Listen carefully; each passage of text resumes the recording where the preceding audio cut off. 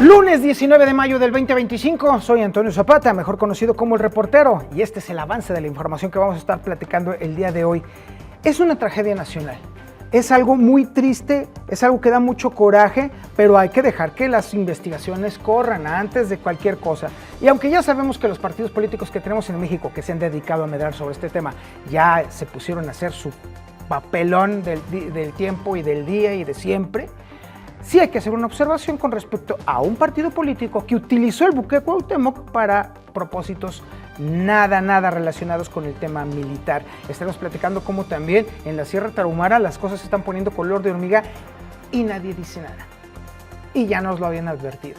Ya le estaremos platicando sobre este asunto. Pues ya tenemos al nuevo embajador de Estados Unidos en México y pues uno se pregunta, hoy presenta sus cartas credenciales y uno se pregunta, como en las anteriores ocasiones, ¿será invitado frecuente o será mandado al olvido?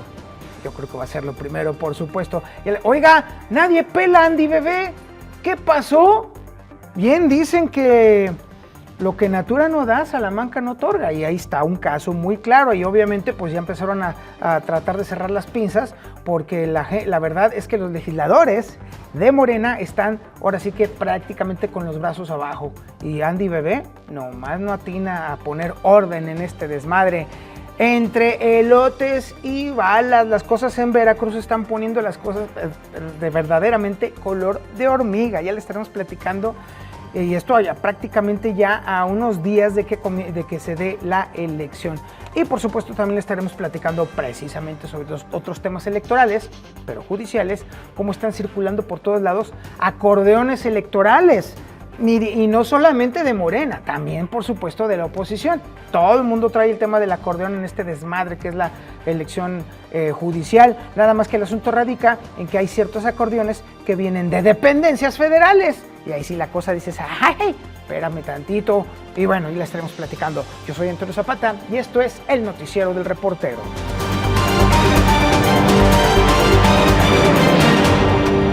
Una tristeza nacional arranca nuestra semana con el trágico debut del buque escuela Cuauhtémoc como demoledor náutico. Nuestro caballero de los mares impactó en el icónico puente de Brooklyn y el resultado es desastroso, de verdad.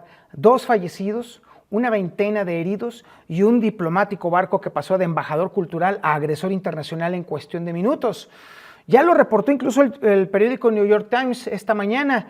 El incidente representa uno de los mayores desastres navales mexicanos en aguas extranjeras en décadas y créame, es verdaderamente lamentable. Las investigaciones en Estados Unidos están encomendadas a la Agencia Nacional de Seguridad en el Transporte y van a tener la monumental tarea de descifrar cómo un barco con tecnología de navegación del siglo XXI logró confundir un puente de 140 años con mar abierto. Curiosamente, durante sus 43 años de impecable trayectoria, el Cuauhtémoc había evitado exitosamente todos los obstáculos terrestres que se cruzaron en su camino hasta ahora. Y mire, hay que esperar a que las autoridades digan qué realmente pasó. Mire, el tema náutico es sumamente complejo. Yo no me atrevería a dar ningún juicio como lo han hecho otros compañeros, que es una verdadera vergüenza, pero lo cierto es que el registro en este accidente dio a conocer que había vientos de hasta 10 nudos. Si usted sabe lo que es nudos, o sea, la cosa está verdaderamente complicada. También podría haber sucedido un fallo en el cuarto de máquinas, lo cual evidentemente cruzado con el tema del aire, pues era imposible dominar ese animalote que es el buque Cuauhtémoc, porque si usted no lo ha visto, créame, es una auténtica mole, así de plano. Hay que mantenerse atentos a lo que determine la autoridad portuaria. Pero lo cierto es que ahí sí tenemos que hacer algo y una pequeña observación. Las autoridades electorales mexicanas deberían de investigar el uso proselitista que hicieron militantes morenistas del barco antes del accidente, promoviendo a candidatas y ministras en la próxima elección judicial. Al parecer, no contentos con militarizar medio país, ahora también pretenden navegar la Suprema Corte de Justicia. Y lo señaló muy bien Jorge Cepeda Patterson. La tragedia naval podría ser el menor de los naufragios que enfrentamos cuando se utiliza un símbolo nacional como herramienta partidista. Quizás el choque contra el puente no fue un accidente, sino simplemente otra forma de derribar las estructuras, como tanto ama, quiere y le mama a la Cuarta Transformación. Otra vez el llamado desesperado surgió desde las montañas ensangrentadas de la Sierra Tarahumara de Chihuahua, ese rincón del país donde el Estado mexicano parece existir únicamente en mapas escolares. El párroco de Huachochi, Enrique Ursúa Romero, tuvo que recurrir al ancestral método de la carta, casi tan efectivo como enviar señales de humo, dirigida a la presidenta Claudia Sheinbaum y a la gobernadora Maru Campos, suplicando por el fin de la violencia. El 15 de mayo pasado, mientras se celebraban las fiestas de San Isidro Labrador, la pólvora festiva fue opacada por la de los cuernos de chivo, dejando a la población entre rezos y balas. Lo reportó incluso el periódico El Universal. Los habitantes tuvieron que refugiarse en sus hogares mientras autoridades brillaban por su ausencia. Ya en junio del 2022, los sacerdotes jesuitas Joaquín Mora Salazar y Javier Campos Morales pagaron con sus vidas el atrevimiento de defender a su comunidad, acribillados dentro de la parroquia de San Francisco Javier, precisamente en una comunidad que se llama Cerocahui. Este episodio, documentado ampliamente por la revista Proceso, se sumó a la larga lista de mártires modernos que han osado levantar la voz en territorios donde el narco dicta las homilías y redacta los mandamientos. Lo que llama la atención, o más bien confirma la trágica realidad nacional, es la revelación del alcalde de la comunidad de Huachochi, José Miguel Yáñez, quien al solicitar apoyo tras las balaceras recibió una respuesta digna del realismo mágico mexicano. No hay efectivos disponibles porque la totalidad de las fuerzas de seguridad están asignadas a la gira de la presidenta Claudia Sheinbaum. Por eso no pudieron ir al rescate de la gente, por la gira de Claudia Sheinbaum. Según datos del INEGI, en 2023 la Sierra Tarahumara registró un aumento del 27% en homicidios dolosos, mientras que el presupuesto para la seguridad en la región disminuyó un 18%. Normal. Parece que en el México contemporáneo las balas para proteger a políticos nunca escasean, pero las destinadas a defender ciudadanos siempre están en trámite burocrático.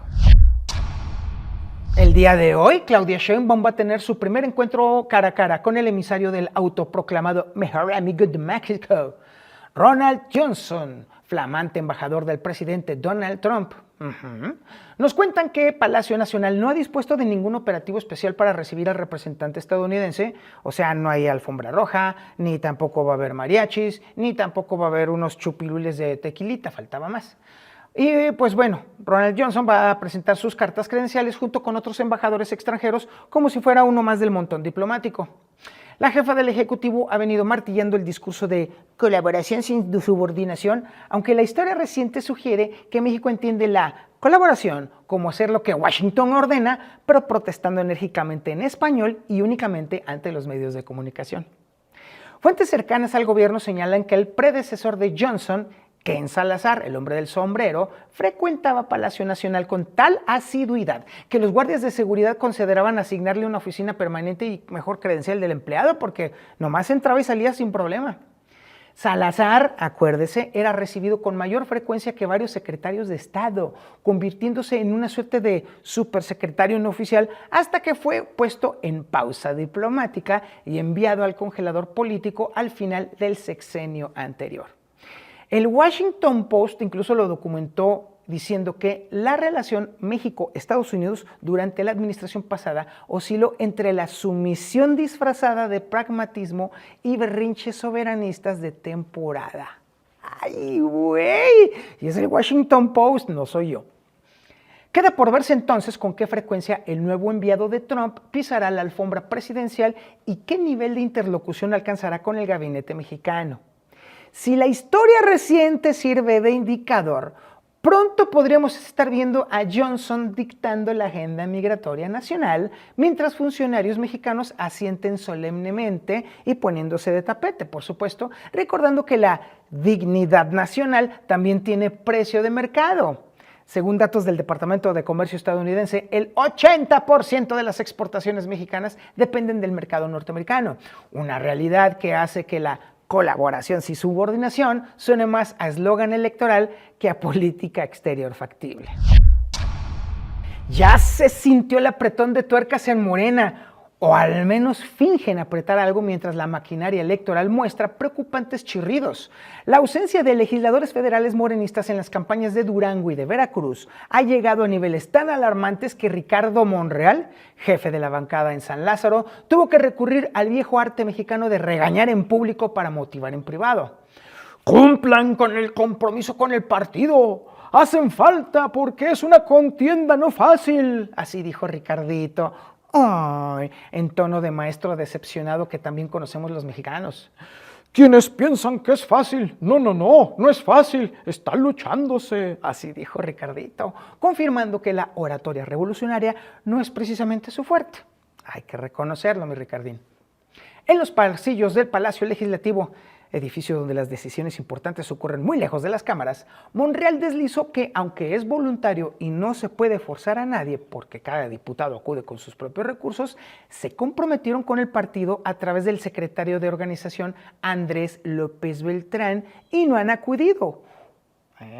O sea que mi querido Andy Bebé no inspira liderazgo ni a mentadas de madre. Según datos filtrados por fuentes internas del partido, porque aunque usted no lo crea, este espacio informativo tiene varios infiltrados ahí en Morena, aproximadamente el 60% de los legisladores federales han encontrado 20,000 excusas para evitar hacer campaña en estados donde el triunfo no está garantizado. Ahí se lo dejo a usted de tarea. Y bueno, obviamente la pregunta obligada, ¿será que Andy no tiene voz de mando? ¿O será que los legisladores morenistas están tan acostumbrados a seguir instrucciones de única y exclusivamente ya saben quién, que no reconocen otra autoridad? Bueno, alguien por ahí dijo este fin de semana que el nepotismo revolucionario tiene un problema. Los hijos heredan los apellidos, pero no necesariamente el respeto ni la autoridad. La novedad no es que exista nepotismo en la política mexicana, eso es tan viejo como el PRI, pues acuérdese usted de López Portillo y su orgullo nepotista, sino que ahora ni siquiera funciona para mantener la disciplina partidista, ese es el tema. Y esto nos muestra que en Morena, como en las mejores familias disfuncionales mexicanas, al hijo del jefe se le respeta en público, pero se le ignora en privado. Y ya que estamos hablando de las elecciones y particularmente de Veracruz, pues parece ser que la violencia electoral está en temporada alta, como si fuera el carnaval del miedo. Las próximas 2 semanas han sido catalogadas como de alto riesgo por las autoridades estatales, quienes en un arranque de lucidez tardía solicitaron 1,000 elementos adicionales de fuerzas federales. Y de acuerdo a fuentes de la Secretaría de Seguridad Pública, citadas por el portal Animal Político, estos refuerzos llegan justo cuando el calendario electoral marca la etapa crítica de intimidación y violencia que caracteriza a nuestra democracia tropical. Jesús Uribe, candidato de Movimiento Ciudadano a la alcaldía de Choapas, estuvo a punto de convertirse en el tercer difunto oficial de esta fiesta democrática, pero su equipo de seguridad logró ponerlo a salvo de lo que todo indica fue un atentado en su contra. Con el tono de quien ya conoce el guión, el equipo de Uribe señala directamente al señor feudal de la región, que se llama Renato Tronco. Así, no estoy payaseando, así se llama, Renato Tronco, y lo señalan como autor intelectual de las amenazas. Los voceros de Tronco, con ese surrealismo veracruzano tan particular, bomba, respondieron que su jefe actualmente se dedica a la agricultura de elotes y está completamente alejado de la política, excepto quizás por aquellos pequeños detalles como controlar territorios, influenciar elecciones y presuntamente amenazar a opositores. O sea, lo que hace cualquier agricultor.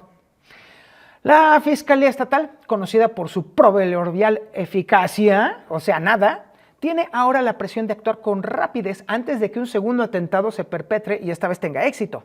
Según datos del Observatorio Nacional Ciudadano, Veracruz ocupa el tercer lugar nacional en violencia política durante procesos electorales, con 17 asesinatos de candidatos en los últimos 3 periodos. Y pues bueno, entre cultivos de elotes y cosechas de votos, parece que en Veracruz la democracia sigue siendo ese lujo que algunos no están dispuestos a permitir, mientras las autoridades reaccionan con la velocidad de un perezoso con sobredosis de melatonina. Y en medio del desbarajuste jurídico electoral, circo sin carpa donde la Constitución hace de trapecista sin red, el que lleva a cabo el proceso electoral para elegir los próximos ministros, jueces y magistrados, pues obviamente no le faltan los oportunistas que pretendan convertir la justicia en una extensión de la nómina gubernamental. Este fin de semana, de hecho, circuló un sospechoso acordeón con candidatos a las salas regionales del Tribunal Electoral del Poder Judicial de la Federación que, según afirman voces inconformes, ojo con este dato, emergió de las oficinas de la Secretaría del Bienestar como por arte de magia burocrática, conteniendo 15 nombres estratégicamente seleccionados para las 5 salas regionales. Y ojo, todo el mundo está armando acordeones, tampoco sean payasos. Todos, la oposición ya también armó sus acordeones, de todos lados salen acordeones de indicadores por quienes votar. El asunto radica que en este caso, el que circuló este fin de semana, proviene de una oficina gubernamental. De acuerdo con información publicada por el periódico Reforma, este documento incluye principalmente a personajes afines al oficialismo y con escasa experiencia judicial, pero eso sí, con amplio historial de lealtad partidista. Faltaba más, acuérdese, 10% de capacidad y 90% de lealtad. La nueva fórmula aparece y parece muy clara. Menos conocimiento jurídico, más fidelidad política, lo de siempre. Lo reveló incluso el propio periodista Salvador García Soto. Es la primera vez que una dependencia encargada de programas sociales intenta determinar quiénes impartirán justicia electoral de ese tamaño. Aunque a estas alturas todos se acusan y se deslindan y dicen que fue uno y que fue el otro, que fue el de arriba y que fue el de abajo y todo eso, que es obviamente el deporte nacional por excelencia, fuentes cercanas al proceso indican que todo puede ser posible en este bazar judicial donde las togas se subastan al mejor postor político. Y lo dijimos aquí. La pregunta que flota en el ambiente es si la Secretaría del Bienestar, con tanto trabajo repartiendo apoyos, tarjetas y pensiones, realmente tendrá tiempo para meter mano en el proceso de selección judicial. ¿Usted cree que no? Según los datos más recientes del Sistema Nacional Anticorrupción, el 62% de los mexicanos considera que los nombramientos judiciales responden más a intereses políticos que a méritos profesionales. Y al parecer, en la 4T, la justicia también se reparte con el mismo padrón que los programas sociales, convirtiendo a los jueces en una extensión del aparato clientelar. Sí, ¿qué es la justicia mexicana? Pues sí, yo creo que sí es ciega, pero sabe perfectamente a qué partido pertenece. Y muchas gracias por su atención a este espacio informativo, el noticiero de El Reportero. Tranquilos, los nopales automáticos están de vacaciones, no se han ido de aquí, están de vacaciones, hay que darles chance. De hecho, les puedo decir en dónde están ahí en Puerto Vallarta. A ver si se traen algo, no sé, una cachuchita o una playera o algo así, lo que sea. Pero bueno, andan por allá, ya estarán de regreso pronto aquí. Oiga, les recomiendo que se suscriba a la síntesis informativa de El Reportero. ¿De dónde cree que sacamos toda la información? Pues de la síntesis informativa. Le mandamos de lunes a viernes, antes de las 8 de la mañana, las primeras planas, las notas más importantes, las columnas, los artículos, los trascendidos, los cartones, toda la información del día. Si no alcanza usted a aventarse el PDF, que es un mamotreto tremendo, por supuesto, le hacemos también un resumen que se puede leer en menos de 8 minutos. Y si aún así no tiene tiempo, se lo mandamos en formato de podcast para que lo pueda escuchar mientras se baña, mientras desayuna, mientras lleva a los niños a la escuela, mientras llega al trabajo, y así usted se convierta en el godín más informado de toda la oficina y tenga un buen pretexto para escamotearle a Lupita o a quien sea, pues un tamalito por acá y pues acá fulanito de tal una mordida de sándwich, total, para que usted sea el godín alfa del changarro. Muchas gracias por su atención y como siempre la recomendación, pórtese mal, cuídese bien y niéguelo todo.